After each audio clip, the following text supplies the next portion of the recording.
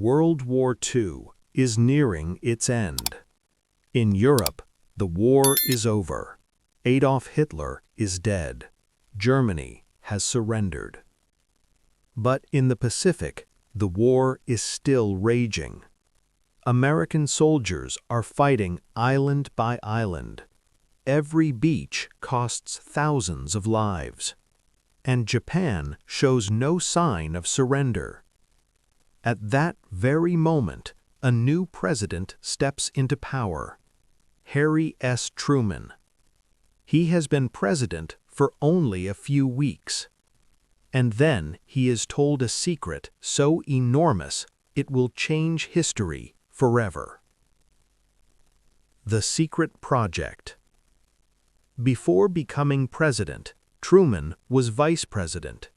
But there was one thing no one told him about: the Manhattan Project, the most secret military program in American history. Thousands of scientists were working in silence, including J. Robert Oppenheimer. Their goal? To build a weapon unlike anything the world had ever seen: an atomic bomb.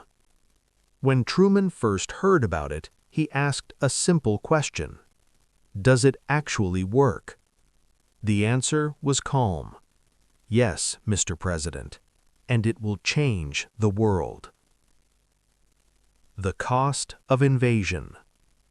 By mid-1945, American military planners faced a terrifying calculation. If the United States invaded Japan's main islands, the casualties could reach 500,000 American soldiers, maybe more. Japan had already shown its willingness to fight to the last breath. In Okinawa, thousands of kamikaze pilots deliberately crashed their planes into Allied ships. Surrender was not part of the Japanese mindset.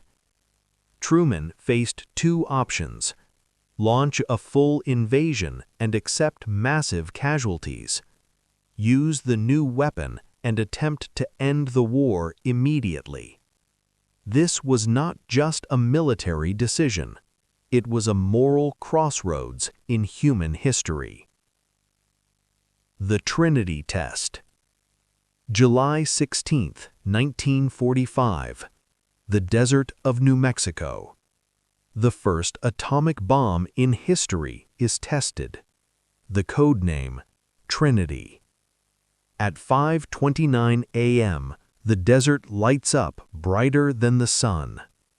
A massive mushroom cloud rises into the sky.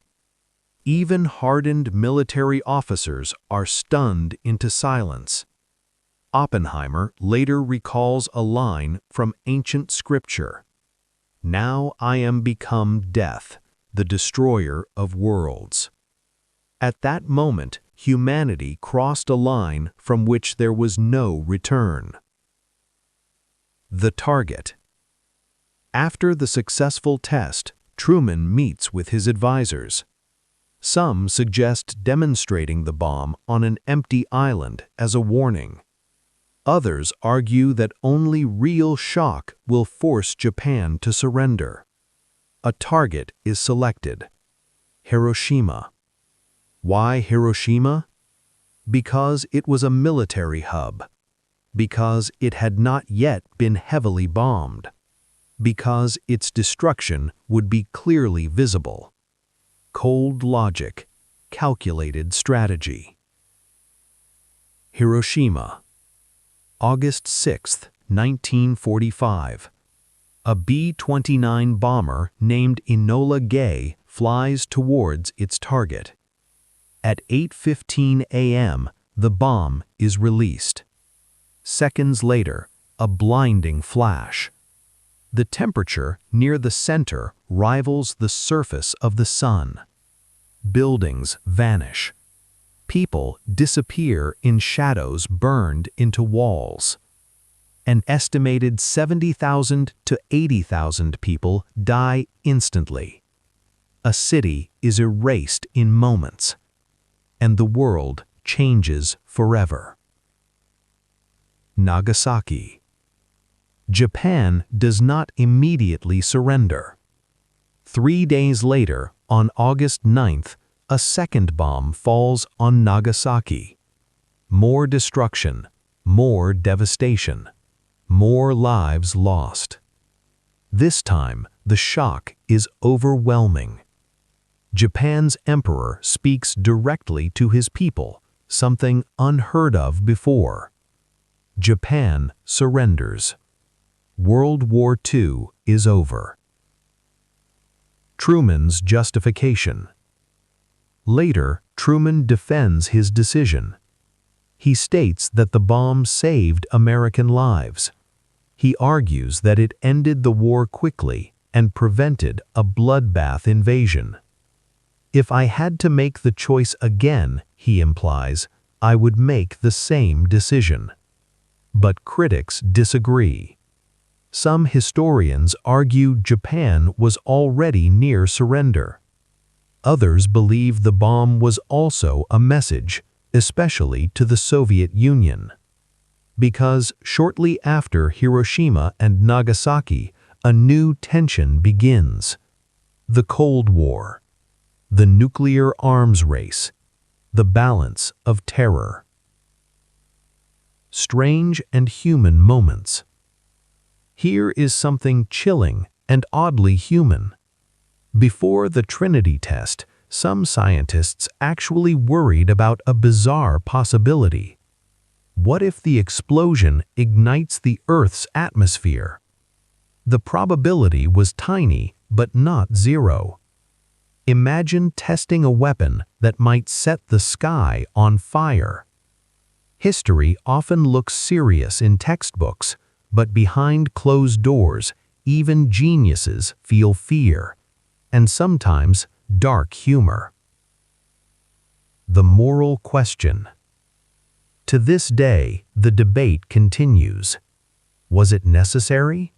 Was it justified? Did it save more lives than it took?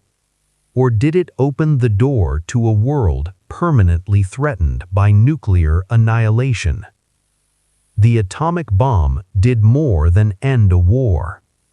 It reshaped geopolitics. It divided the world into nuclear superpowers. It introduced the doctrine of mutually assured destruction. Humanity gained the power to destroy itself. Conclusion. In August 1945, one decision changed everything. Not just for Japan, not just for America, for the entire planet. When Truman authorized the bomb, he ended one war, but he also began a new era. The nuclear age. An era defined by fear, deterrence, and unimaginable power.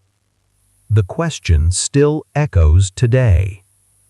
If you had been in that room, would you have given the order?